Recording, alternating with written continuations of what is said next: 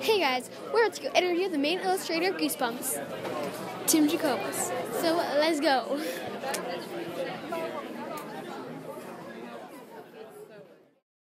It's time for another On the Spot. On the Spot.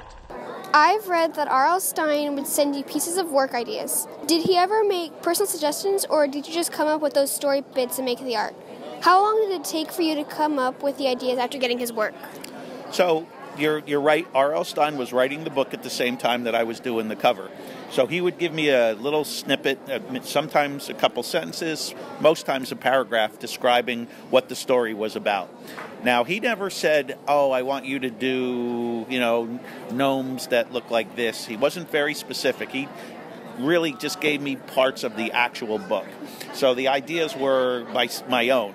And I would make 3 different sketches for every single book, and then I would submit them. And then the art directors and editors at Scholastic actually made the decision what went on the cover. RL and I never had a say in the final choice of what went on the cover. Wow, so it's just Scholastic Books this whole time. Yep, exactly. Well, it's a whole team. So there's myself, and then there's the art directors, and then there's RL who's writing the book, and then there's the editors. So there's 4 groups of, four-person team basically that does it. I understand A Night in Terror Tower almost missed its deadline. Did you ever find yourself having to cut corners in situations like that? Or does the art still take as long as it needs to? You force yourself to put in all the hours you need to make a pretty good piece of artwork in a very short period of time. Terror Tower, the one you're talking about, usually I have about a week to do it, and that one I had 1 day. So usually I spend 30 hours in a normal week to get a whole painting together. So there's 24 hours in a day, so I almost got the full 30 hours in, but I worked straight through 24 hours, and you do have to make adjustments. I don't want to call it cutting corners, but there are adjustments you have to make in detail. You can't put as much detail in a couple of places that you normally would if you had a little bit more time. What was the penalty for missing a deadline? So, yeah, you don't want to miss a deadline. Deadlines are the most important thing. They almost don't want your work if it's late. So it's got to be there on time. Why did so many of your Goosebumps covers have kids with Converse shoes on them? Do you have an awesome Converse collection now? I don't have an awesome collection, but I have them on. Here you go.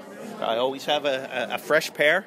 I don't save them, so that I don't have a collection. They just keep getting thrown out. So I always have 2 pair at any given time. I like them because we all wore them as kids. And when I needed to put somebody's feet in a Goosebumps cover, I thought it would be a cool idea to put the cons in there, just as something else that you could look for. So, and also, my mom hated me wearing Converse sneakers. So the real reason why my Converse sneakers are in the Goosebumps covers is it bugged my mom. Rebellious. Absolutely rebellious. Why didn't you do the original cover for Stay Out of the Basement and Be Careful What You Wish For? What happened with Stay Out of the Basement was book 1 was Welcome to Dead House, and then book 2 was Stay Out of the Basement. And at that time, they weren't sure whether it was going to be me doing the Goosebumps covers or another artist named Jim Thiessen doing the covers. So he did Stay Out of the Basement the first go-around. And I did, like I said, Welcome to Dead House. And then they looked at the art and they decided that, I would get a chance to go forward with the Goosebumps stuff. A few years later, they did let me go back and redo that cover. So I have done a version of Stay Out of the Basement. Be Careful What You Wish For was different. I simply was going on vacation, and they needed to get another artist to fill the slot so that deadline would be met. Wait, where'd you go for vacation? Oh, that was a long time ago. I was like 20 years ago. I don't know. I don't remember. I understand you turned in 2 or 3 cover options per book. Did you ever take pictures of them? I think fans would be interested in seeing the alternative versions of some of those classic covers. I didn't take pictures of them, but I know I have most of them in files. I have a filing cabinet where I kept all my sketches. I think that's a good idea, too, and it'll take some effort to get them all to look nice enough to be put together, but I'd like to put a book together of all the alternate covers for the Goosebumps, and maybe even take the time to take those pencil sketches and do a couple of finished renderings so you could see what those other covers might have looked like if we went that way. I think non-Goosebumps fan and Goosebumps fan would be like over the moon to see that. Oh, that's very cool. Well, that's all the more reason maybe I should take that forward. Let's make this happen. All right. I read that you don't own any physical Goosebumps art except for it came from New Jersey. I'm curious how you got to keep that one, but is there any one piece you wish you still had framed up on the wall? I do have, it came from New Jersey. It hangs in my kitchen, so it's up on the walls. I got to keep that one because that was my autobiography, and it wasn't a part of the official Goosebumps series. It was a side piece, so I was able to keep that piece of artwork. Now, any one cover that I would like to have hanging at my house right now, that's a tough call. I think I'd like to have Welcome to Dead House, just because that was the very first one in the series, and that would be cool to have. Goosebumps still remains hard to check out at school libraries to this day. What do you think it is about these books that still keeps kids reading them 27 years later?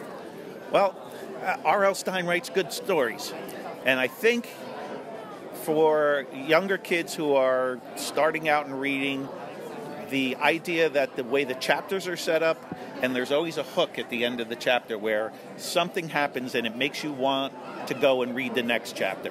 So I think the way that the stories are constructed is awesome, and I also like the fact that there's a element of fear. You know, he tries to scare you, but there's also an element of humor, so you get a few laughs along the way, and there's nothing better than those two things together. Because when I was in like 4th or 5th grade, we always go to the library for specials, and everyone would be like, here, come read this book, and I was like, no, I don't want to get scared and have nightmares right now, but now that, you know, I've become a little bit more mature, I've read that and I'm like, oh, this isn't as scary, because there's some humor in it, but I'm still kind of scared. Yeah, and that's the way it's supposed to be. Kind of scary, but also not so scary that you have crazy nightmares. What was your favorite book of Mr. Stine's to read? Oh, my favorite one to read. So, again, like I said, he was always writing the books at the same time I was doing the covers, so I didn't know how almost every Goosebumps ended, so I had to go back and read them. Now, one we just talked about earlier, Stay Out of the Basement, is one of my favorite stories. The idea that there's the plant monster dad in the basement, that was so cool. And did you ever see your son reading them as a younger kid? Think he ever bragged about you at school? My son's never read a Goosebumps book. He doesn't care about Goosebumps because I'm his dad, and I'm sure he thinks I'm a pain in the butt. So, no, what was fun is he was, Goosebumps kind of went into a lull. He's 20 now. So there was a period of time where Goosebumps wasn't as popular as it was at the beginning, and how much it's become popular again. So, you know, he kind of stayed away from them. But when the first Goosebumps movie came out, they took him and I out to California, and we got to the movie premiere, and we got a chance to meet Jack Black, and we got a chance to meet the people in the movie, and at that point, all of a sudden, he was like, yeah, all right, maybe this is pretty cool, this Goosebumps thing. Well, I hope you guys enjoyed the video because it's come to an end. Make sure you smash the subscribe button, like, and share. And if you have enough time, make sure you go check out any of my other videos. And I'll see you guys